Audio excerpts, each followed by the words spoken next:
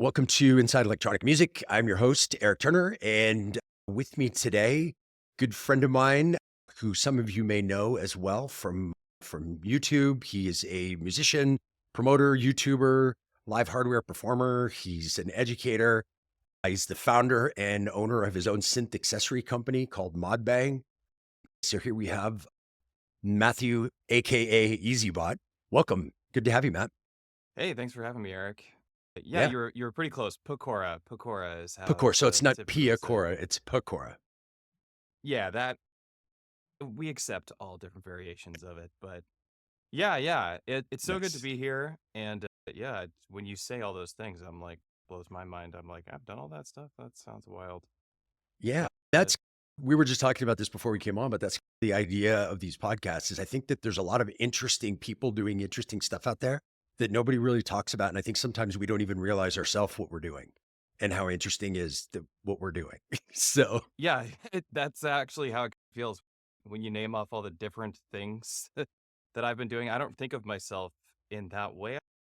For me, it's I don't ever think of myself as a promoter, even though that is something that I've been doing for 2 years, but I've never thought of it. I'm not great at promotion, to be honest. I am we don't have good to be good at at something to do it. That's you're, true. Yeah, you're yeah, I'm doing not it. good at a lot of stuff that I do. You're good enough to do it consistently. So I guess that's a good thing, right? Yeah, I think that's a really important part of it is being consistent.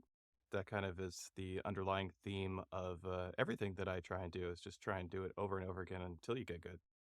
Practice it. Nice. Of all those things that I listed up there at the beginning, which one or ones do you think you would tag yourself with? That's a good question. I think naturally the one that I gravitate towards the most would be musician educator, and that's because I spend so much time doing video content or one-on-one lessons, stuff like that. It's a primary part of my existence day to day, and I make a ton of music and I try and play shows pretty often. And that's my goal. Is just I love doing those things. I love Mhm. teaching and I love playing music. So those are the ones that resonate with me the most. But I do ModBang, the accessories company that you mentioned, is also the events that I put on is called Mod as well. And that's a pretty big part of my identity these days, I would say. It's takes up a lot of my mental energy, that's for sure. Interesting. You didn't say YouTuber, and that's probably the way the majority of people would know you That's as that. true. But I think that for us, that's I don't know if you feel the same, but for me, it's always been like it's not really about being on YouTube. It's more about teaching music, and that just happens to be on YouTube. But so it's funny because I just think that you got quite a following, and I think that would be how a ton of people would know you. You're right. In fact, that's how people would know me the most would be from YouTube. And yeah, it's strange that I didn't mention that Yeah. right off the top. I guess YouTube is really to me when I was getting into YouTube and getting into video content in general, I had this epiphany as I was going. I started it when I was going to school for music. I've always done music, but I did end up going to school for it eventually. But I started thinking that everyone's on their phones all the time. Everyone's on their computers all day. We're all looking at images. Video is so easy to do now. Mhm. And a video can look so good with very little effort. And audio can be so good with very little effort in terms of like, the actual quality of what people are receiving. Not necessarily the audio you're producing, that requires a Yeah. massive amount of effort. It was just like I should pair audio with video, and that is how I can do something relevant. And Mhm. that's maybe why I don't think of myself so much as a YouTuber, as somebody who's using YouTube as a conduit to share what I am passionate about Right. I can day to totally day. relate to that. It's I So think there's yeah. also this like YouTuber stigma that's people like seeking attention rather than Mm. like having a purpose to do something. And I think that there's a lot of YouTube channels like yours, like mine, where we actually are just trying to teach people stuff and help them enjoy the stuff that we enjoy. And it's not, we're like, look at me all the time. So I think that's maybe where the term gets differently used as well. Yeah, I guess there definitely Yeah, is go a ahead. stigma around it Yeah. that I do try to avoid that, but I can't fake the fact that I do want eyes on my YouTube channel. That is something I am after. And that goes into learning how to do like how quickly can you make a good thumbnail or something. Right. Um, I've spent a lot of time doing stuff like that. They're not amazing, but they're getting better as time progresses. Yeah. That's awesome. Well, so you mentioned a little while ago going to school for music, and I know that you started off as more singer-songwriter, guitarist, hmm like multi-instrumentalist, vocalist, all of that stuff. What was the interest in electronic music? What got you to move away from like the kind of traditional, I guess, normal instruments or whatever? Like playing in a band with kind of more traditional, like guitar, bass, drums, whatever. Yeah, What made you move to the electronic world? this is actually a really common subject that gets brought up with a lot of people that I do private stuff with or Hmm. one-on-one lessons, because it's a lot of the same people seeking the same solution. And it's the same story for all of us. So I always tell them that I'm just you in the future. And really, I guess the answer to that question is when I started getting into electronic music, it wasn't because I was infatuated with electronic music. I was trying to solve a problem. The problem was I was a singer songwriter, played electric guitar, and I was also into synthesizer. I liked synthesizers, but I wasn't like I am now. That's for sure. A I got nerd. sucked into a total. Yeah, I'm like on another level of nerdiness when it comes to some stuff, like the Octatrack, for instance. But I was just trying to replace members of bands, essentially, members of my band. That fun that I was having with having people to play with, that kind of ended later in life as we all went our separate ways and Hmm. just the reliability of getting together with other people and not even having the right people to play with anymore, for instance, sometimes could be the case. Everybody's busy. Trying to find a good drummer is really hard. They're in like 10 different bands usually. Right. So honestly, that was the thing. I was trying to replace having a drummer. I was like, I could play. I'm a guitar player. I was like, not to say that playing guitar and bass is the same thing, but I can play bass as well. But uh but I'm not a drummer. I can't do the things that a really good drummer can do, but I can program the hell out of a box. At the time that I started doing this, that was not the case. I was learning to program and I was doing some very generic beats. It was disappointing to say the least. And that's really what it was.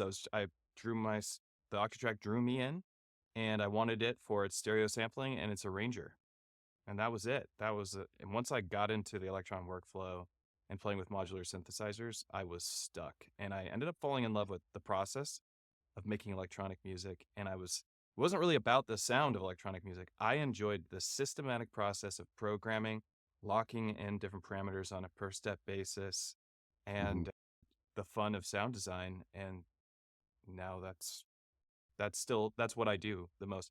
Still think of myself as a singer songwriter. Like when I describe myself to people, I'm like, I'm a singer songwriter turned electronic musician. And at the core, I'm still a singer songwriter, but that doesn't really come out Hmm. in the stuff that I do now as much.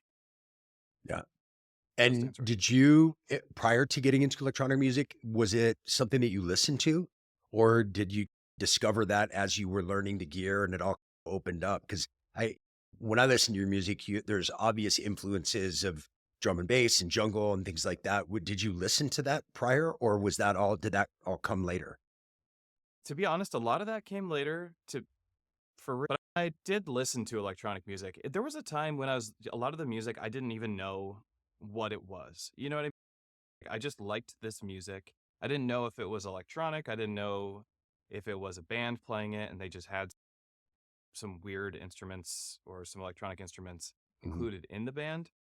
But of course, I loved stuff like Justice and Daft Punk and a lot of electronic classics. I liked telepop Hmm. music, and there were like a lot of it was pretty mainstream stuff, to, to be honest, because that's what got to me. I was an alternative rock musician, and what I was listening to was Nirvana and Alice in Chains and Soundgarden, and then, like early Imagine Dead that Cat living in Pincers. Seattle. Yeah, exactly. And I was pretty saturated in music. It's all I did. Like Yeah. all my life, that has been the center of my attention. My friends Hmm. are all musicians. Everything I do is music related. Even when I used to live in Florida and I was working as a drug counselor, and I ended up being a music therapist or music counselor. I can't say therapist because it requires a master's for that, but that's what they labeled me as. But I was a music counselor, so I worked with drug and alcohol clients people who are struggling with drugs and alcohol, and I used music as a form of therapy for them. And Was so it teaching them how to make music? Was it part of it, the act of no, them making music, or was it like as a listener? it sometimes it was as a listener, Mhm, but it was mostly using forms of different music therapies, modalities, I guess would be a way of putting it. Like a drum circle would be one way to release some sort of mhm, tension or express yourself in a way that you're having trouble expressing internally. Or poetry was a really common form. I really enjoy poetry. I love writing song lyrics and just poems in general. And I think that was probably my main focus. And sometimes it would be just like chilling out and watching a movie that was centered around, mhm. and then having a discussion around that just to open people up. But yeah, it was just using music in any way that you could, that a layman who's not a music could join Right. it. You know, we weren't giving people guitars and sitting down and going, we're gonna learn the cage theory and how to Yeah. express guitar chords easily in all different places on the neck. Like that's not something we were trying to do. That'd be Yeah, no, way, that's right. That's way interesting. overkill.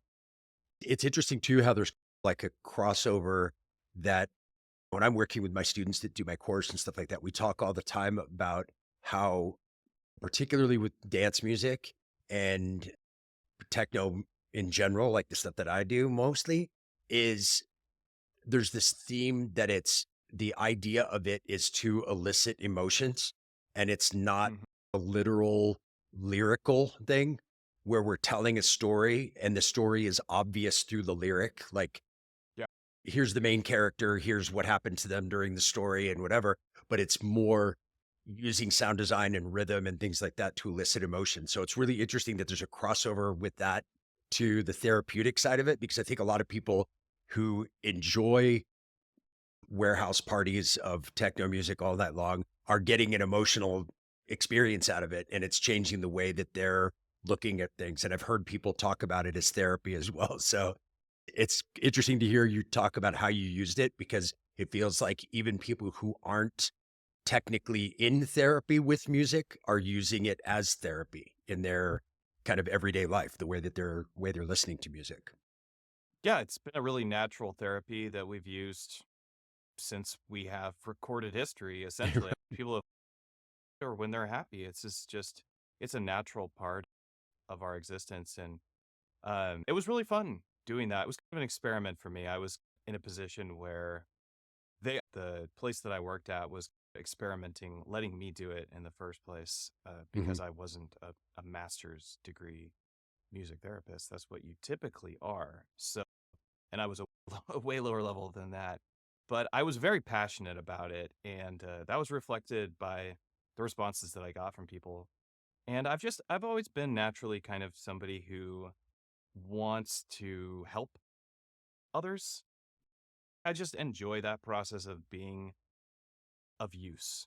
You know what I mean? Like I want to be used in a way that where people at the end of the day are like, that didn't suck. That guy was there to help out. And if that happens, then I'm like, oh, that's a win for me. Right. I always say, I do actually say this quite a bit, and it's if you want to have a good self esteem, do something esteemable.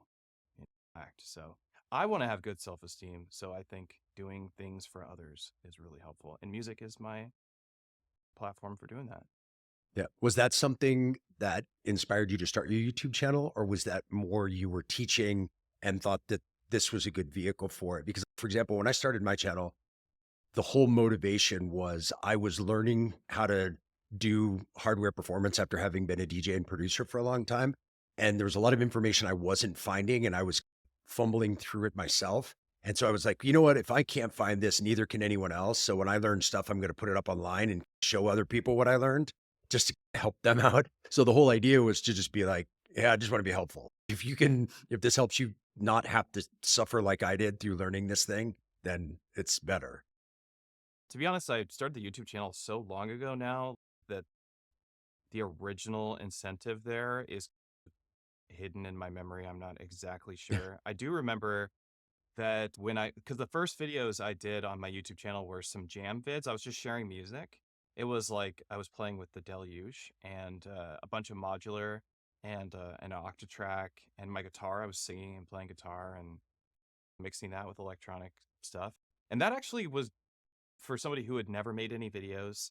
They were getting a decent amount of attention. Like Hmm. we're talking a very tiny YouTube channel with no subscribers. I was Right. like, oh, this is cool. I was getting um affirmations, let's put it that way, and that felt good. And if it feels good, we tend to keep doing it, right? So Right. that felt good to me. I did it, and then I decided to make some tutorial content for some electron stuff, and that's kind of where it all took off from there.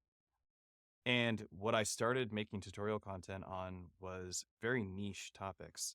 Like my first real tutorials would be how to, my first one was how to make a kick drum on the Octatrack with a single cycle waveform, like how to synthesize a kick drum, and then eventually it was like how to make a snare drum out of ground noise, normalizing the ground floor, and then turning that into a snare, and then a hi-hat. So I taught you how to make drums from nothing with your sampler, and that was Hmm. something that no one else was doing.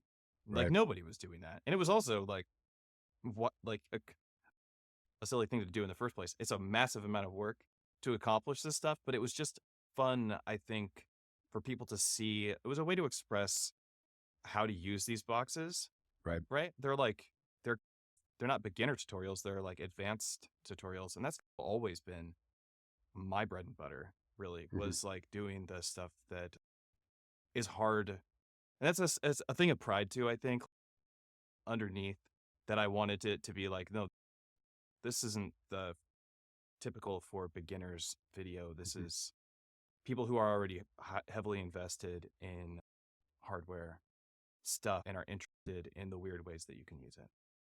It's And that funny kind of started because to one take of the off. things I've noticed with particularly with viewership and comments and things in my videos is that some of the ones that are the most viewed and the kind of ongoing most consistently viewed are the simplest, most basic ones.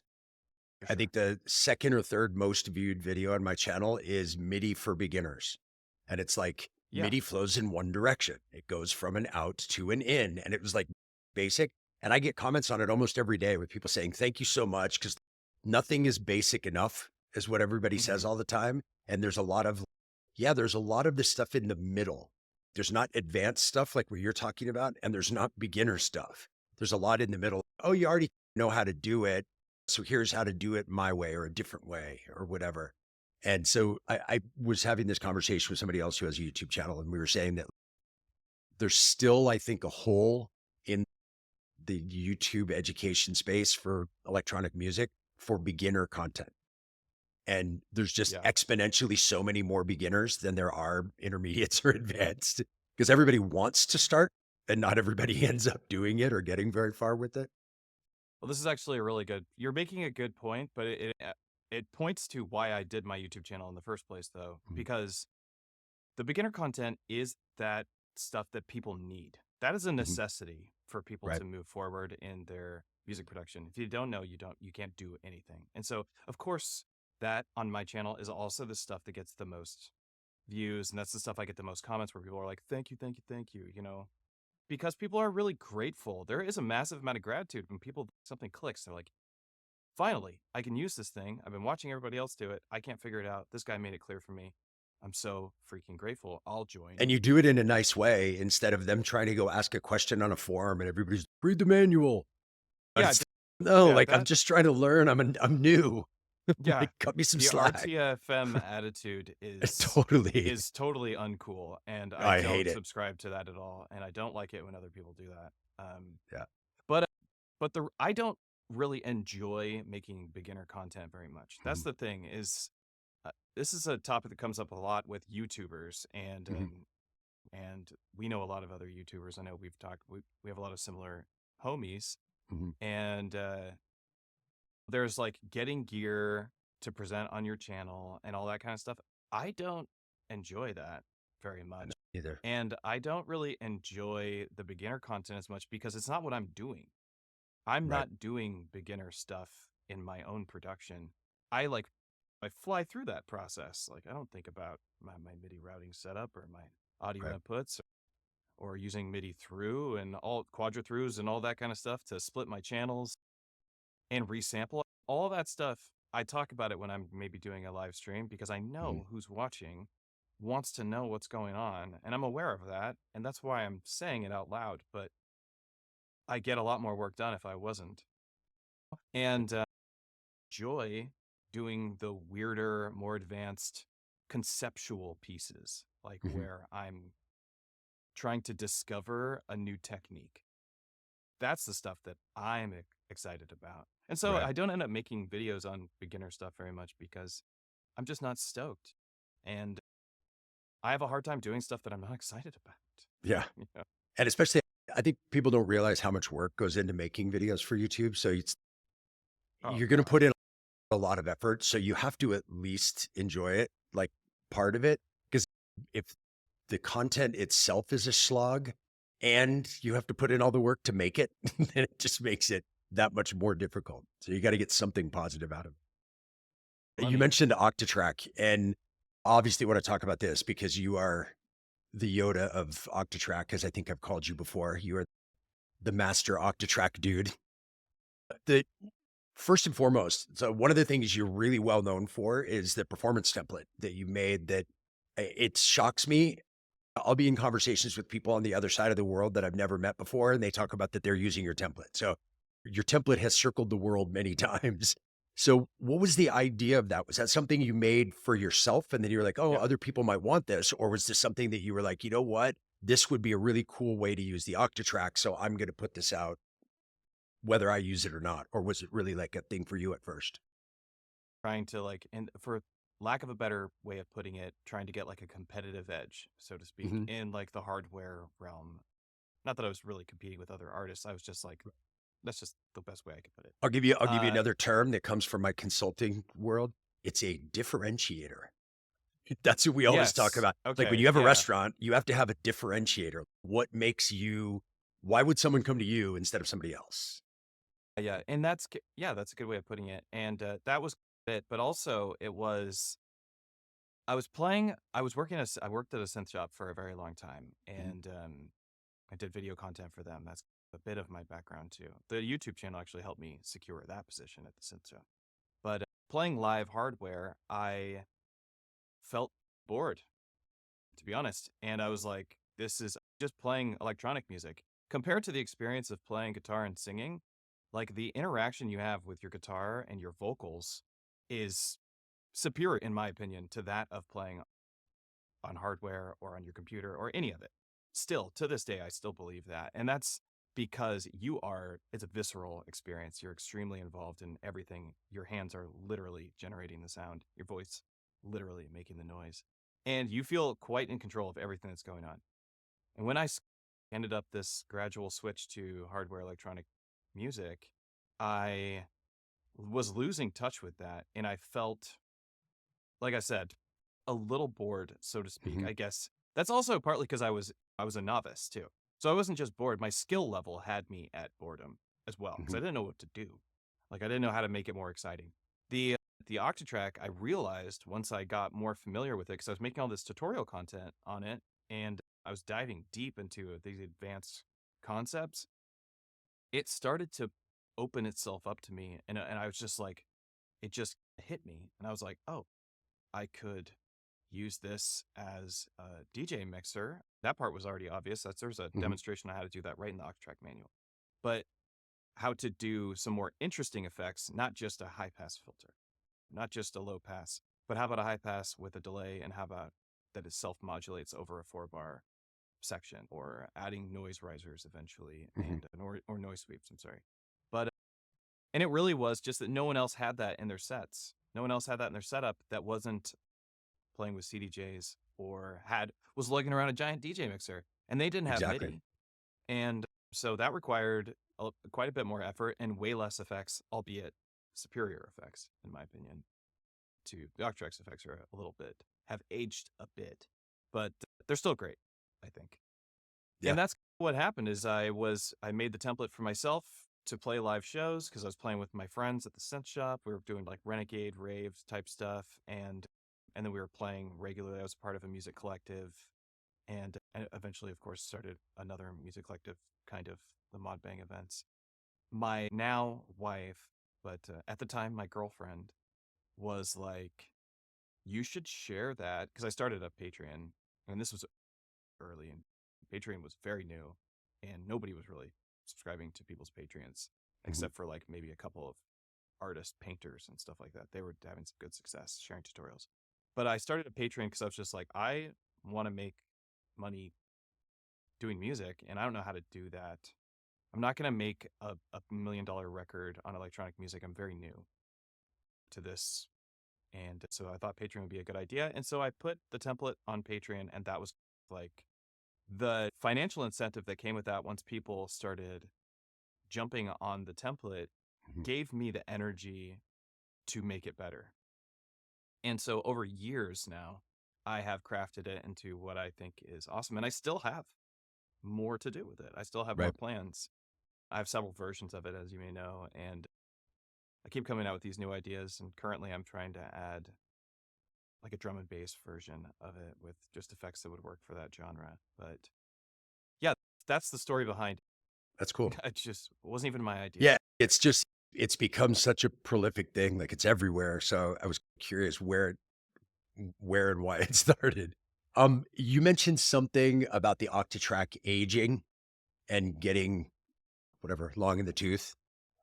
Why do you think and not in the context of why isn't there an Octatrack Mark III? Because I think everybody's had that conversation, but I'm curious more why you think nothing else has come out to replace it, either from Electron or from somebody else, because it's such an iconic piece of gear that is still so widely used in production and performance.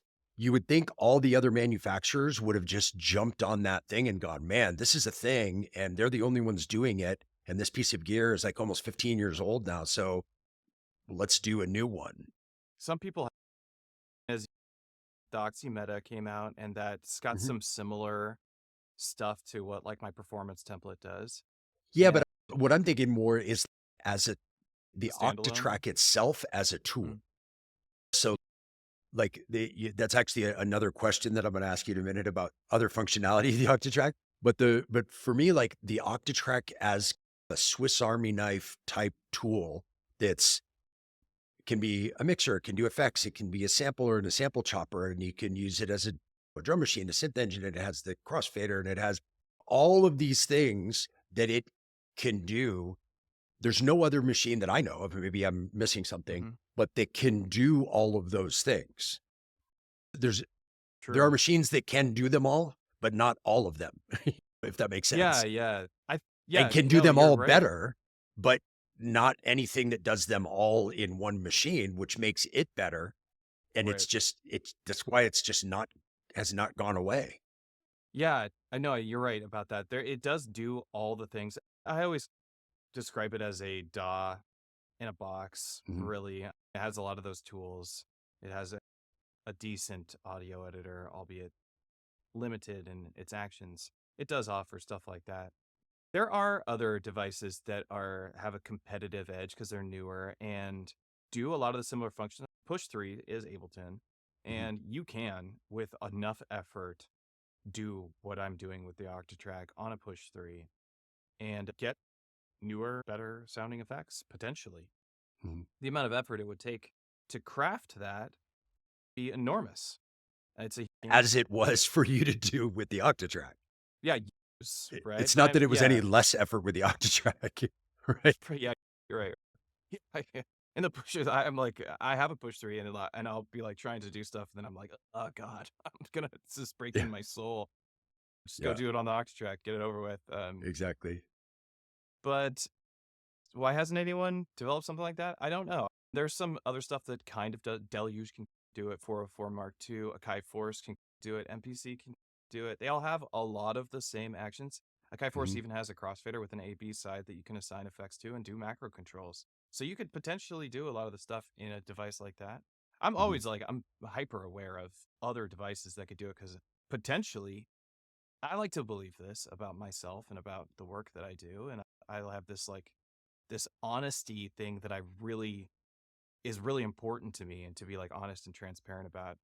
about music stuff and hardware and about my work. And if there was something better that came out, I would use it and I'd work on it until it could replace the Octatrack. It would in my Right. setup. But so far, nothing has because it hasn't given. It also has to be something that I can learn and enjoy learning. Because if I don't Mhm. enjoy it, I'm not going to do it, even if it sounds better. I'm just not going to do it. You know Yeah, what I and I mean? guess that kind of is more at the core of the question is, yes, there are other things that can do some combinations of the things that it can do. And I know your stuff leans towards the effects side of it, but when I think of the Octatrack, I'm thinking of it as a multi-tool. Yeah. And yeah, there are other things that do it. But like you said, if there was something better, you'd use it. I'd use it. So would everybody else. It would sell like gangbusters and the Octatrack would go away. So in the last 15 years, nobody's come up with anything better for this purpose. So it continues to sell in basically its same form that it was 15 years ago. Yeah, they've had some updates and some things, but it's still, for all intents and purposes, it's still the exact same tool that it was. And no one Yeah. has come up with another one.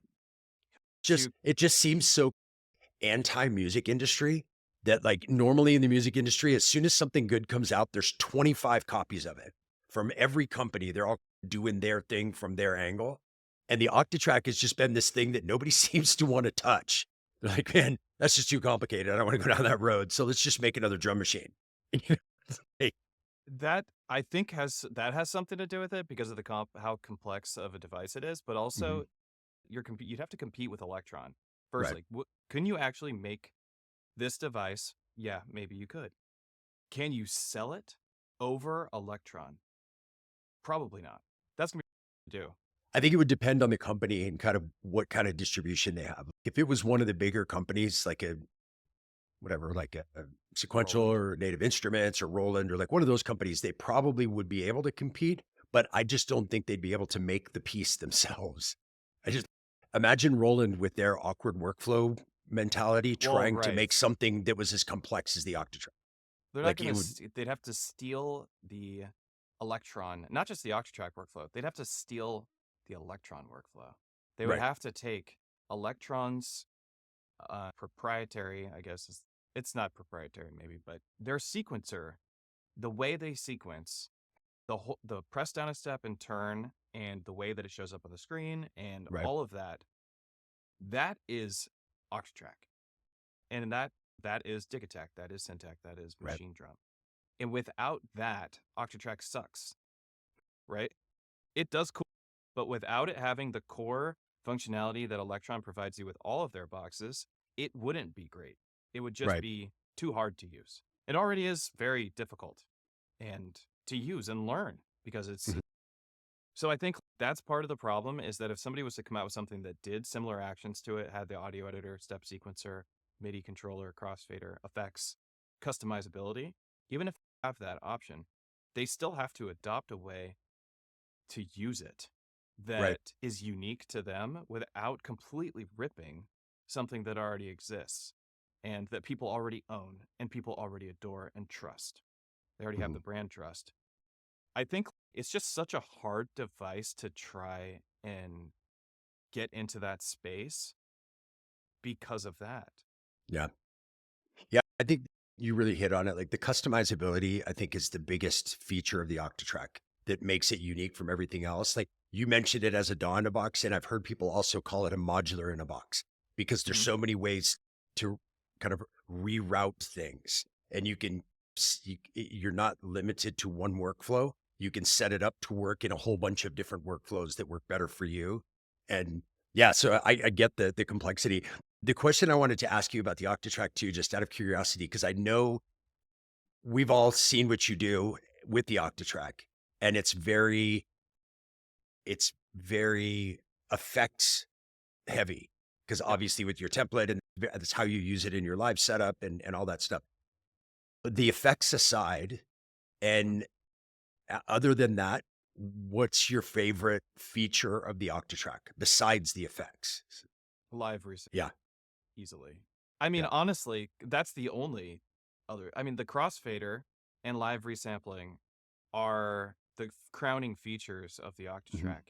We have the crossfader, effects, and live resampling, and the multiple inputs, of course, but Mhm. that plays into the effects side of it, in my opinion. With the sampling sequencing aspect of it, that's great, sure, but that's already been replaced and upgraded Mhm. significantly. Right. Dig 2, in my opinion, crushes the Octatrack's sampling experience. It Mhm. does slice like a mofo. So it's still is, in my opinion, the best.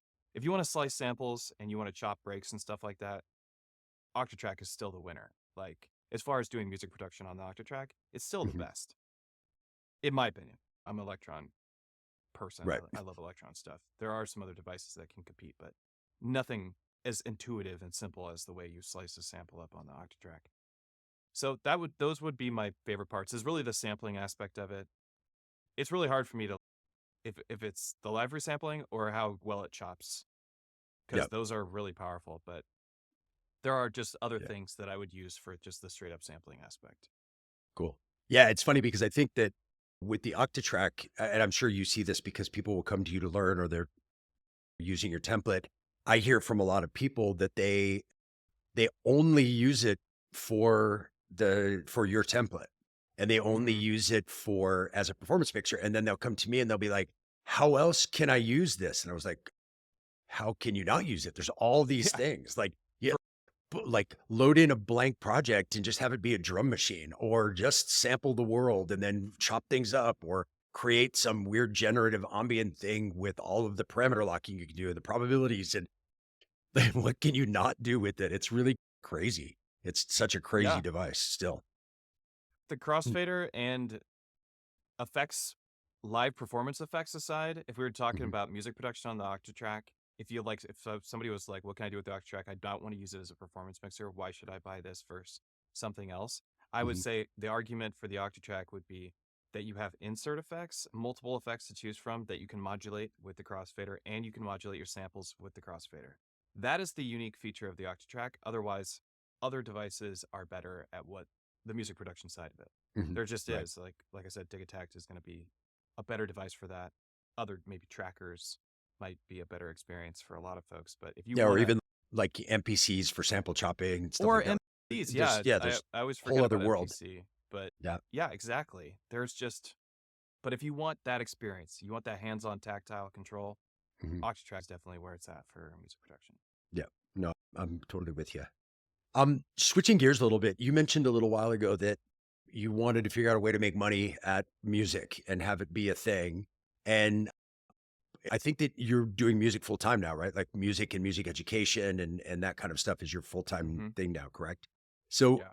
for people that are interested in that, what I wanted to talk to is a couple of different things that you do in order to do that. Mm-hmm. First of all, the ModBang, and then second of all, the teaching and that kind of stuff that you do. Explain to people what ModBang is and how and why you got started doing that. Sure. What was the motivator there?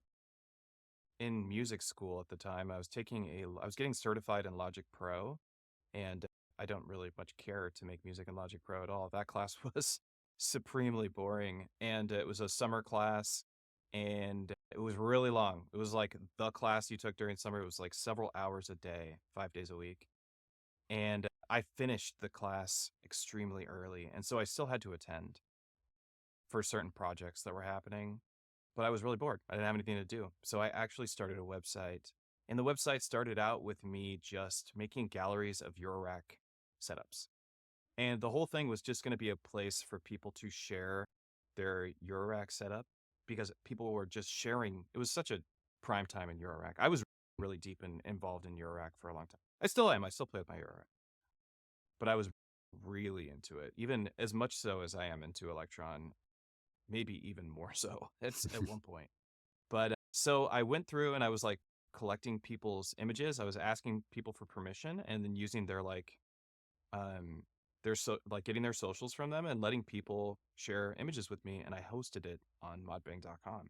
And modbang means it's a modulo and bang.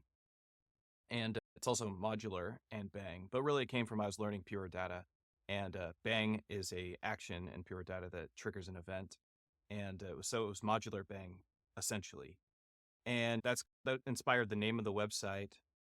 And I started gathering all those images, and I have I removed the gallery at this point, but I had like Daniel Troberg, the old CEO of Electron, or CFO, I forget what exactly he was, but I was like, I was getting everybody's stuff and putting it on there with their permission.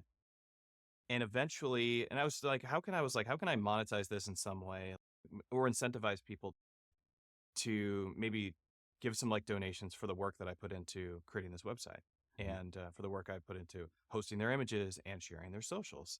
And it's a hell of a lot of work. Like people think making a website is not a hell of a lot of work. It's a Right. hell of a lot of work.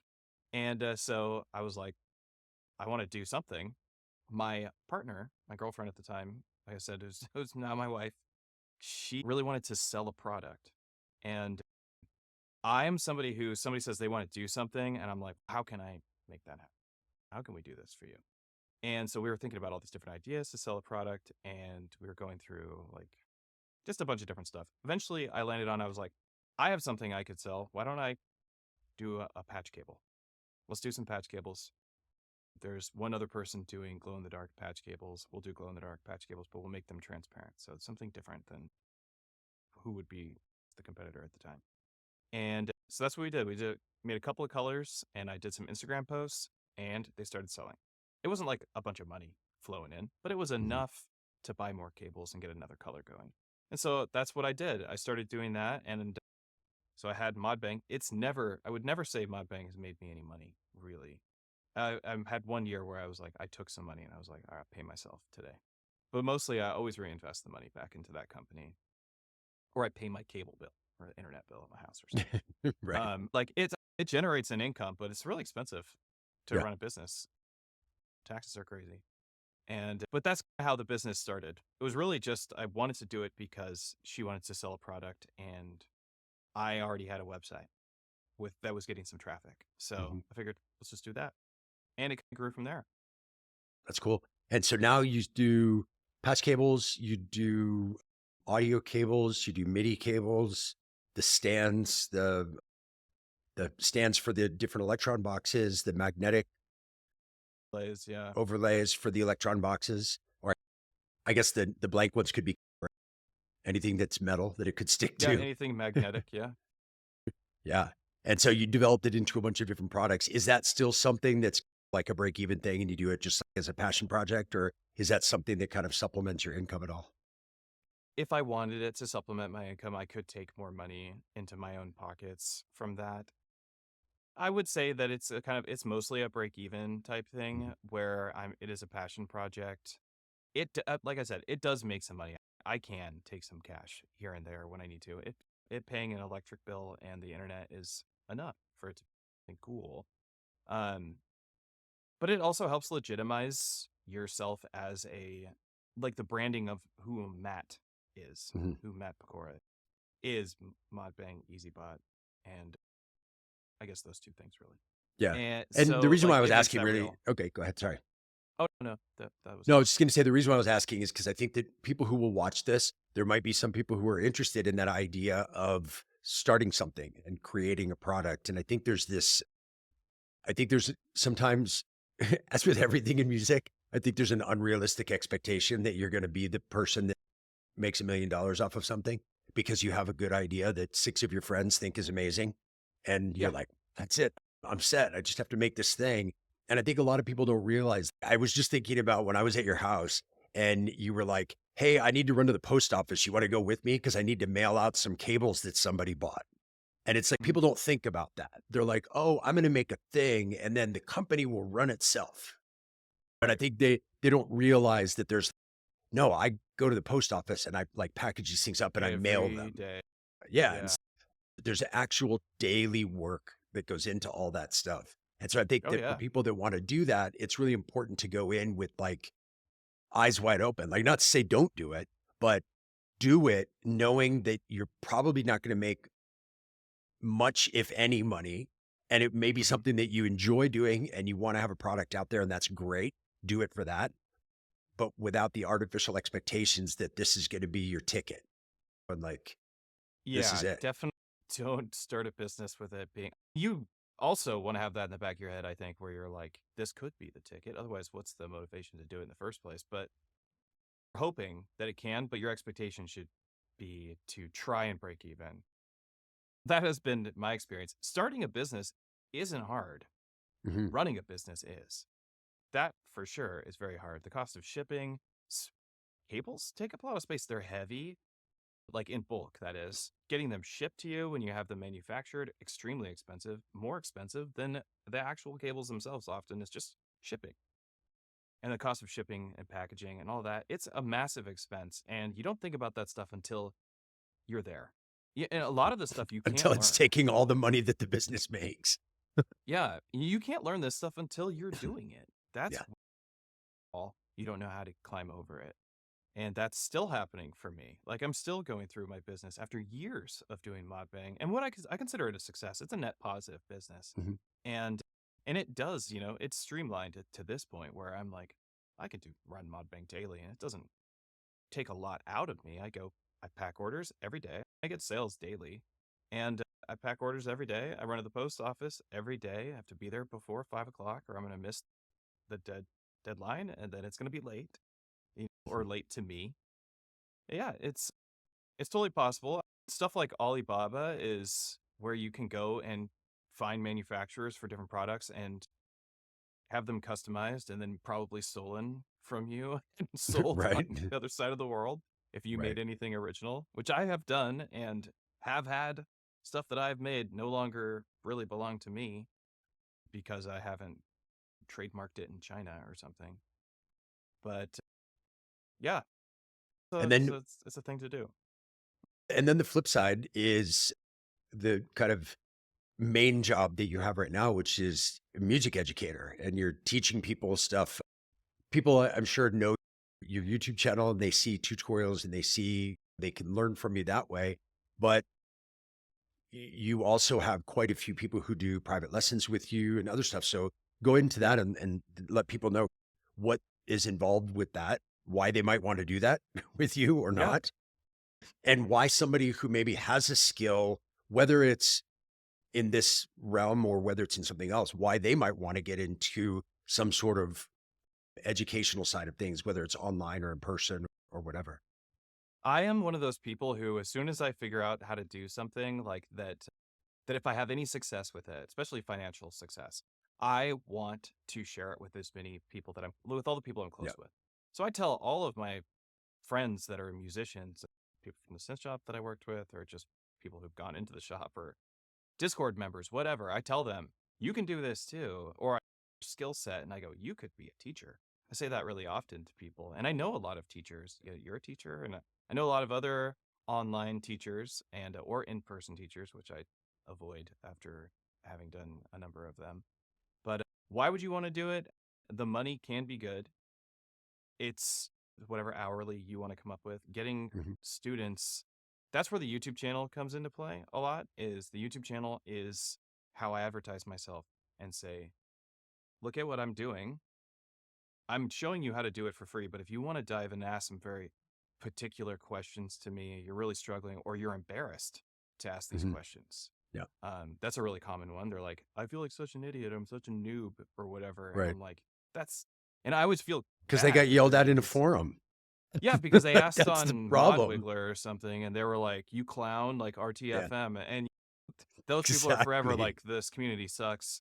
I love to be somebody, and you do too. I know this about you. Love to be somebody who says, no, everyone has to start somewhere. Totally. Let's talk about it. Let's do the basics. Often people think that they know what they're doing, and then they'll do a private lesson with me, and I'll be like, you don't know the basics yet. You're skipping to the advanced stuff, but you don't even know why you're doing what you're doing or why it functions at all in the way that it's functioning when you do the actions that you're doing.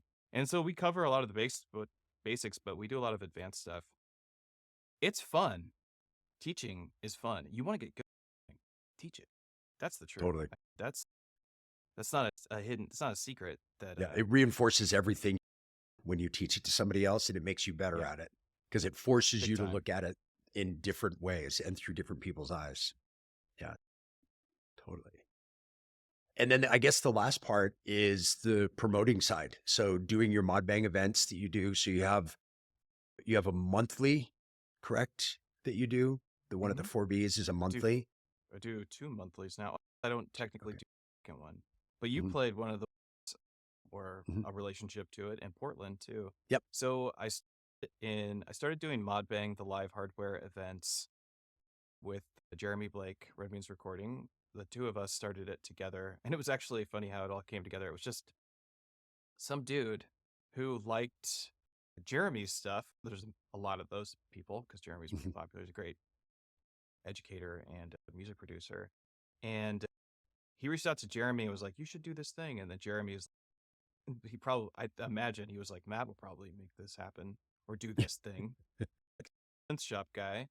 And I was like, "Sure, yeah, let's do this." And we're like, "Well, just call it ModBang because that's already what I had established." And me and Jeremy did that for a little while, the two of us, just the two of us, because we didn't really have an idea of what to do yet or who to bring Mhm. on yet and what other artists to get. But eventually, I stopped playing as often, and Jeremy's back to doing his thing. He's very busy doing YouTube stuff. And eventually, it just started being artists playing live, and it became this thing, this beautiful, lovely thing. And I love it. Love the ModBang events. They are a community driven event. I've met countless cool artists, unique, interesting musicians. I've learned so much from them and been able to give people their very first time playing shows. That's special to me. The idea that somebody comes to a ModBang event and I go, "Hey, you're here. You probably do this too." If you're at a live hardware electronic music event like ModBang, you must have your ear to the siren's call of electronic music hardware stuff. Exactly. And you're not stumbling into this event. So those people come, they've never played, and I go, "Hey, I have an opening in February. You want to play?" And they're like, "For real?" And I'm like, "Yes." And there's a couple months away. I'm like, "Is that enough time?" They're like, "Yeah." And then they come and play, and they play their ass off. It's the best thing they've ever done, or whatever. That's how they feel. Mhm. Often, that's what I get told. They're just like, "This is the best. I'm so happy. I feel so good."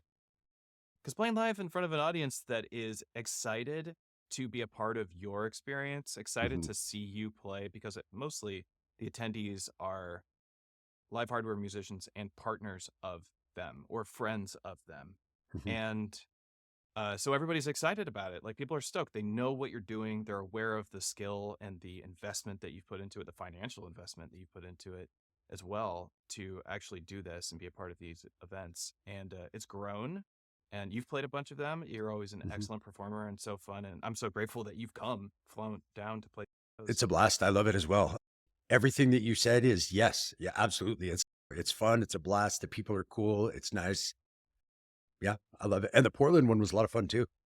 Yeah, the That was very Portland one's cool. really kicking off. I have been telling people because the one I do in Seattle is very chill. Like it's a free show. The artists get paid like very little money because it's free. And Mhm. I can't pay artists out of my pocket. That's not happening. So it's like, how am I going to even do that? So like people know that this is a community event and it's community driven. And I say like the Seattle one that we put on for free is a great place for you to do your very first time playing a show. Mhm. The expectations are that you perform, right? And I do have rules about how you can play ModBang. ModBang is live hardware electronic music. You are not allowed to bring a laptop. Yeah, and that's always a thing to explain to people. And the really that is because we're trying to showcase this skill set and we're trying to make use of our gear. Like if I can bring my computer, I could use my gear at home and then bring my computer and go play. And then that's it. Right. The gear stays at home. So let's show off how cool this stuff is. This is a lot of fun. So it's hardware driven community. But what I was trying to get to is I say Seattle is the one, it's a good place for you to start. And now at Portland, a lot of the artists that play in the Portland ModBang events, they're pretty seasoned artists. Mhm. And a lot of them have been playing in Portland for a long time. And those are the people that are playing it right now. When I was starting the Seattle one, it was like people who had never played before would be playing them. So I feel like starting in Seattle and working your way down to the Portland event is a good way to go. Yeah, I Um, think one of the guys I just saw that was in your event yesterday. Did you have an event or day before? yeah, yeah. was one of the guys that played the event that I did in Portland as well. Ramon is an Yeah, beast, yeah, absolute he played talent. that one as well. It was a lot of fun. That was actually a super cool lineup. There was a guy who forgive me, I totally forgot his name, and then Production Unit Zero and me and Mikey 303. So Yeah, it was like it was a super stellar. fun group, and everybody was a Yeah, blast, and yeah, it was a ton of fun. a bunch of hardware geeks with a massive amount of talent in that lineup. And they often is. Most of the Yeah, lineups are out of control. Like people don't even know how badass the live hardware community scene is. It's like seeing bands play. They're like these one-man bands yeah, and they're totally badass. I don't know. I'm infatuated with it. I love it. You know, yeah. It's I go fun. to It's cool to hear how you got started with the ModBang shows because, like here in Denver, for example, there's the same thing that Alex from WMD started. This thing called Freak Boutique, and they've been Mhm. doing it for let's say like 6 years or 7 years, something like that. And it's a monthly, and it's the same kind of thing. It's really a place like there are seasoned people who play, like I played and Brian's played and a few other people, but Alex plays, Shonda played last time.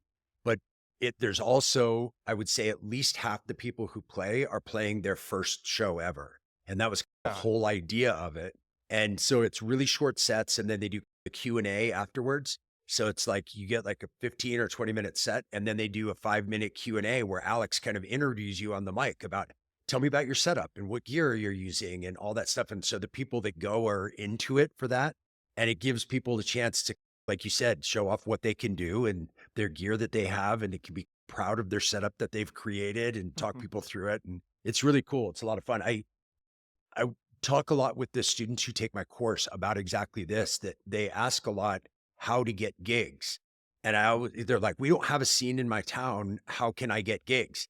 I'm like, the best way to get gigs is to start something, start an yeah, event yourself. yeah. And if you want to be guaranteed that you get booked, be the person who books the people and then you can always That book is, yourself. yeah, it's true.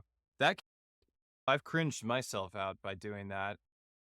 When I was start getting the ModBang stuff up, I played a lot, and my thought process for why I was playing so often was because of my YouTube channel had thousands, I don't know, 15, 20,000 subscribers at the time.